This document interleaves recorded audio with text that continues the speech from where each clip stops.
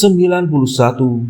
Henry Ford 1863 sampai 1947. Dia adalah industrialis Amerika paling terkenal yang bertanggung jawab atas pengenalan teknik produksi massa menjadi industri modern.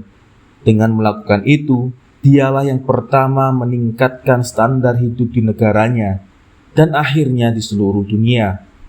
Ford, yang dilahirkan di dekat daerah Dearborn, Michigan, tidak pernah menginjak bangku sekolah menengah.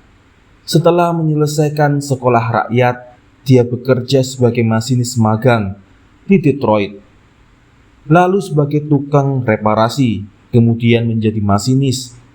Dia masih sangat muda ketika pada 1885 Carl Benz dan Gottlieb Daimler yang bekerja independen menciptakan mesin otomobil dan mulai memasarkannya.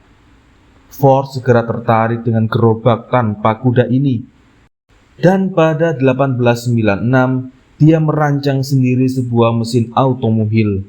Walaupun Ford sangat berbakat, namun dua usaha bisnis pertamanya tidak sukses, dan bukan Ford namanya jika dia hanya berkubang dalam kegagalan. Ford tidak mudah dipatahkan semangatnya. Tahun 1903 dia mencoba lagi, dan usaha ketiga inilah Ford Motor Company yang membuahkan kesejahteraan, kekayaan, dan ketenaran bagi Ford.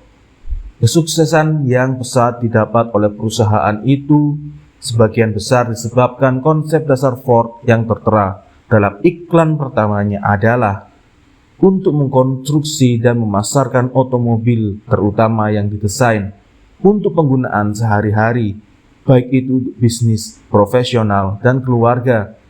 Sebuah mesin yang akan dikagumi para pria, wanita, dan anak-anak karena kekompakannya, kemudahannya, keamanannya, kenyamanannya, dan yang terakhir adalah harga yang sangat terjangkau, sehingga mampu dicapai ribuan orang yang merasa tidak dapat membayar harga tinggi yang biasa ditawarkan kebanyakan mesin-mesin. Model-model awalnya walaupun cukup baik, tetapi tidak cukup mencakup tujuan-tujuan yang tertulis di atas. Tetapi model T yang terkenal itu diperkenalkan tahun 1908 cukup mendekati tujuan-tujuan tersebut. Bisa dipastikan mobil itu adalah yang paling mencengangkan produksinya, dan akhirnya lebih dari 15 juta mobil model T terjual. Sebelumnya, Ford menyadari bahwa untuk menjual mobil-mobilnya dengan harga rendah, dia harus sangat menekan ongkos produksinya. Demi mewujudkannya, dia memperkenalkan seperangkat teknik produksi yang sangat efisien ke pabriknya. Teknik ini mencakup A. Suku cadang yang dapat ditukar-tukar, B. Gelar divisi buruh yang sangat ekstrim, dan C. Jurusan perakitan. Semuanya dirancang untuk meningkatkan efisiensi masing-masing pekerja. Ford yakin sangatlah krusial tidak membuang-buang waktu para pekerja dengan memaksa mereka untuk meraih material dan suku cadang yang mereka perlukan, atau mengangkat barang tersebut sebelum dikerjakan. Oleh karena itu, Ford mengatur untuk mengantarkan pekerjaan pada para pekerja dengan menggunakan lajur pengantar barang, peluncur-peluncur, atau tram-tram. Barang-barang tersebut terkirim setinggi pinggul, sehingga para pekerja dapat menjalankan tugasnya lebih cepat. Metode-metode produksi harus dianalisis dengan teliti, dalam rangka berusaha mencari teknik yang lebih baik dan lebih efisien. Tugas-tugas kompleks harus dipecah menjadi tugas sederhana, sehingga mereka dapat mengambil pekerja yang tidak memiliki keahlian. Beberapa dari mereka kurang pintar, tidak pernah sekolah atau cacat, dan tanpa berlama-lama melakukan pelatihan. Ide-ide ini tidak murni datang dari Ford. Eli Whitney telah memanfaatkan suku cadang yang dapat ditukar-tukar lebih dari 1 abad sebelumnya. Pakar efisiensi yang cukup terkenal, Frederick Winslow Taylor, telah memaparkan ide-ide ini dalam tulisannya dan beberapa firma-firma yang lebih kecil telah menggunakan lajur-lajur barang dapat pekerjaan mereka.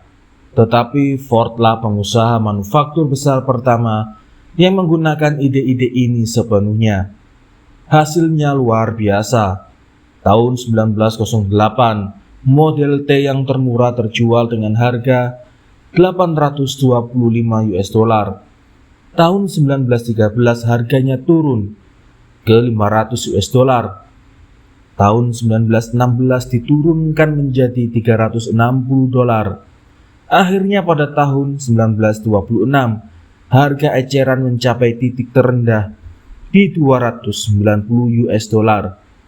Seiring dengan menurunnya harga, penjualan melesat. Amerika Serikat menjadi bangsa roda, dan Ford pun menjadi warga negara swasta paling kaya di dunia. Karena para pekerja Ford lebih produktif, dia mampu mengeluarkan gaji lebih tinggi pada karyawannya. Tahun 1914, dia memukau dunia industri dengan meningkatkan gaji minimum di perusahaannya menjadi $5 per hari, angka yang fantastis pada saat itu, dan hampir 2 kali gaji rata-rata perusahaan lain yang pernah ada.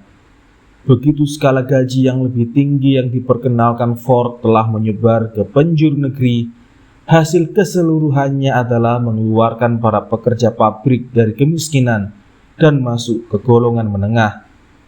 Tetapi dampak inovasi Ford ternyata berdampak lebih luas. Dia tidak menutup-nutupi teknik produksi massalnya. Sebaliknya, Ford justru antusias mempublikasikannya. Karena melihat kesuksesan Ford, para pengusaha lain kemudian menyontek metode produksinya. Hasilnya peningkatan produksi besar-besaran di seluruh negeri, dan kemudian juga menyebar ke seluruh dunia.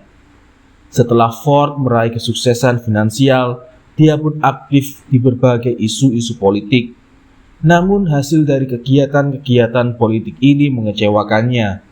Usaha keras perdamaiannya selama awal-awal tahun Perang Dunia I tidak didengar. Pada tahun 1920-an, dia memulai kampanye propaganda antisemit.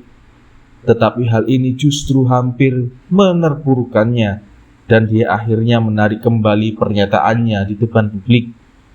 Pada tahun 1930-an, dia berjuang keras memperkenalkan persatuan dalam perusahaannya.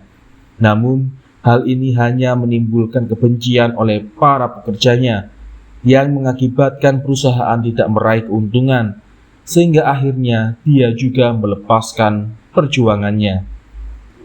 Kegiatan-kegiatan ini nantinya, walau menghancurkan reputasi Ford, namun kecil pengaruhnya pada dunia.